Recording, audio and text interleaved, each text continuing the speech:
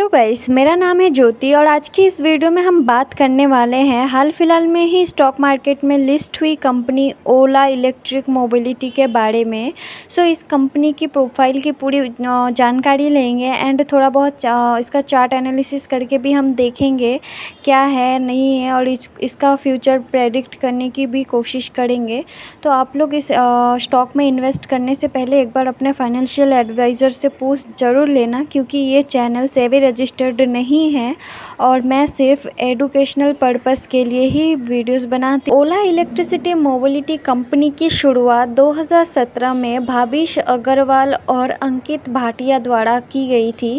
भाविश अग्रवाल पहले से ही ओला कैब्स के सह संस्थापक हैं और उन्होंने इलेक्ट्रिक मोबिलिटी में भी विस्तार करने के लिए ओला इलेक्ट्रिक की शुरुआत की।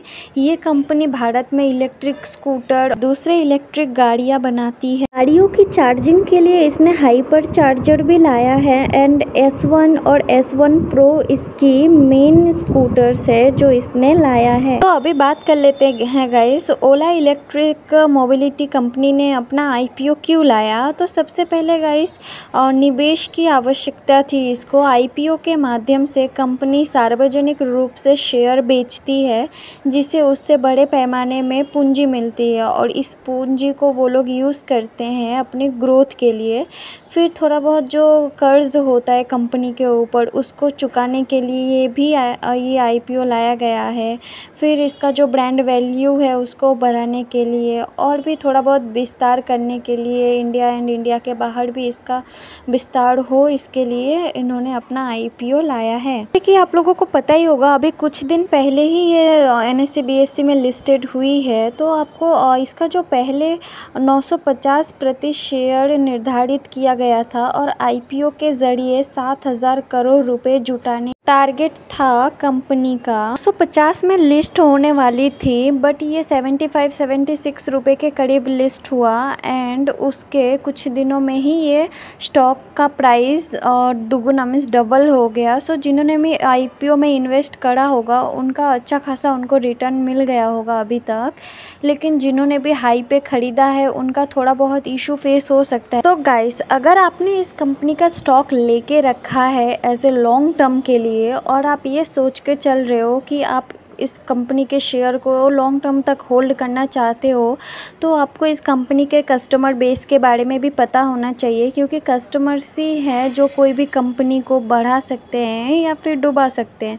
तो ये जो ओला इलेक्ट्रिक मोबिलिटी कंपनी है ये इलेक्ट्रिक स्कूटर्स बनाती है और जैसे कि आपको पता ही होगा गवर्नमेंट अभी फ़िलहाल ये इको फ्रेंडली चीज़ों पे ज़्यादा ध्यान दे रही है, चाहे वो पावर सेक्टर हो चाहे कोई भी सेक्टर हो।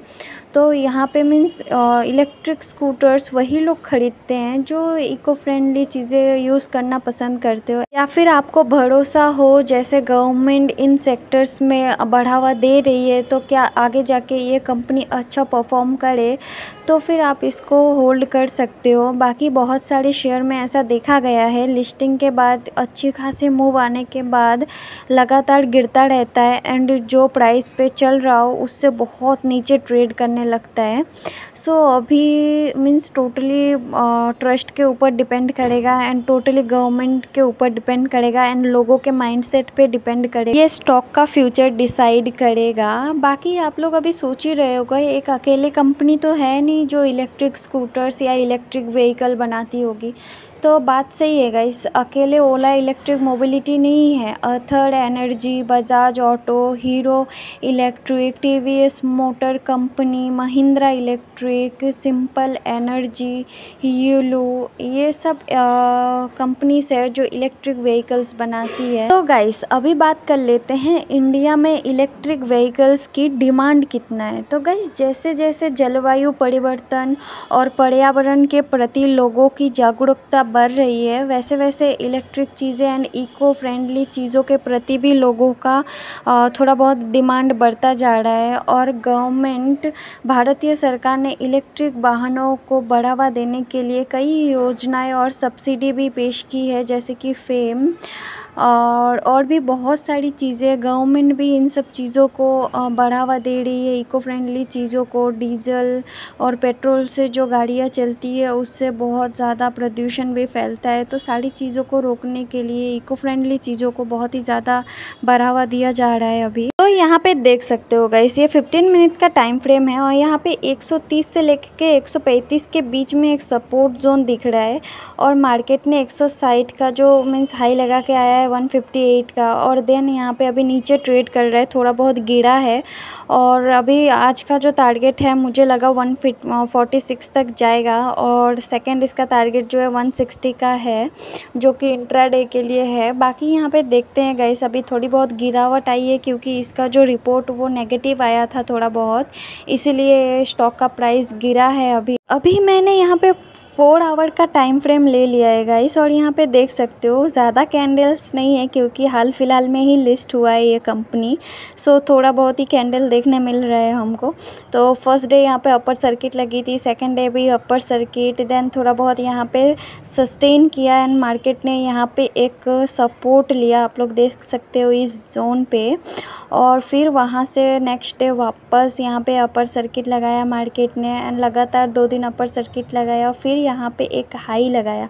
यहाँ पे देख सकते हो एक और सपोर्ट लिया था मार्केट ने इस प्राइस रेंज में, और फिर हाई लगा के अभी थोड़ा बहुत डाउन आया है क्योंकि इसका जो रिपोर्ट आया था वो नेगेटिव आया था, और नेगेटिव रिपोर्ट की वजह से थोड़ा बहुत लोगों का ट्रस्ट हटा, इसीलिए थोड़ी बहुत जो शेयर होल्डर्स हैं उन्होंने बेचा, और जिसकी वजह से ये थोड़ा बहुत नीचे आया प्राइस। फिलहाल एंट्री पॉइंट देख सकते हो गाइस, बैड दिखा रहा है, मतलब फंडामेंटली और टेक्निकली थोड़ा बहुत इश्यूज है कंपनी में। इसका TTM-P फ़िलहाल तो है नहीं, PB ratio 30.10, sector P 43.31, sector PB 7.39 और सेक्टर डिविडेंड जो है वो 0.47% का है गाइस। प्रमोटर्स से ज़्यादा स्टॉक तो रिटेलर्स के पास पड़ा है गाइस, बाकी म्यूचुअल फंड के पास 5% का है, अदर डोमेस्टिक इंस्टीट्यूशंस के पास 1.66%, फॉरेन इंस्टीट्यूशंस के पास 7.64%। तो गाइस फिलहाल तो ये जो नेगेटिव न्यूज़ आई है, लॉस बुक किया है कंपनी ने, उसकी वजह से जो पैनिक क्रिएट हुआ है इसके लिए थोड़ा बहुत फॉल हो रहा है इसका स्टॉक। बाकी अगर कोई पॉजिटिव न्यूज़ आती है कंपनी का तो फिर ये वापस से भागेगा, सो उसका कोई इश्यूज़ नहीं है। बाकी जैसे कि मैंने पहले ही बताया कि कंपनी की ग्रोथ के लिए मेन जो है वो है लोगों का माइंडसेट। जितना ज़्यादा डिमांड क्रिएट होगा मार्केट में इन व्हीकल्स का, उतना ज़्यादा कंपनी सप्लाई करेगी, चाहे ओला हो, चाहे बजाज ऑटो, चाहे कोई भी कंपनी हो, उतना ज़्यादा वो कंपनी ग्रो करेगी। सो एक तरीके से हमारे ऊपर टोटली डिपेंड करेगा इस कंपनी का स्टॉक का ग्रोथ से लेके फॉल सारी चीज़। यहाँ पे देखो 4 आवर के टाइम फ्रेम में स्टॉक ने पहले सपोर्ट लिया था 100 से 110 के प्राइस रेंज में, फिर वहाँ पे ट्रेड करने के बाद इसने वापस से अपर सर्किट लगाया, देन ये न्यू सपोर्ट लिया 135 से 145 के प्राइस रेंज के बीच, और वहीं पे आज इसने ट्रेड किया, क्लोजिंग भी दिया। अब यहाँ पे 2 ही सिनारियो हो सकती है, या तो यहाँ से स्टॉक वापस से जहाँ पे हाई लगा के आया था वहाँ पे जाए एंड उसको ब्रेक करके न्यू हाई लगाए, या तो वापस उसी जोन में फंस जाए, या तो उसका ब्रेक करके वापस से नीचे आ जाए 100 से 110 के प्राइस रेंज पे। सो वो पूरा डिपेंड करेगा, अगर 135 से मीन्स 135 का ब्रेकआउट आता है, सो 135 के नीचे रिस्की ही मान सकते हो, और ये 110 तक का लो गिरा सकता है इसका।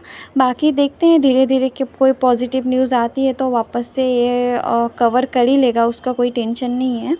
बाकी अगर आप लोगों ने इन्वेस्ट किया है तो किसके पास कितने शेयर्स पड़े हैं आप लोग कमेंट में ज़रूर बताना, और इन्वेस्ट करने से पहले अपने फाइनेंशियल एडवाइज़र से एक बार पूछ ज़रूर लेना। ये वीडियो पूरा टोटली एजुकेशनल पर्पस के लिए था, और अगर गाइस कुछ गलत हो या फिर आपको कुछ और पता हो इस कंपनी के बारे में तो कमेंट बॉक्स में ज़रूर बताना, और मिलते हैं नेक्स्ट वीडियो में। Tata bye bye.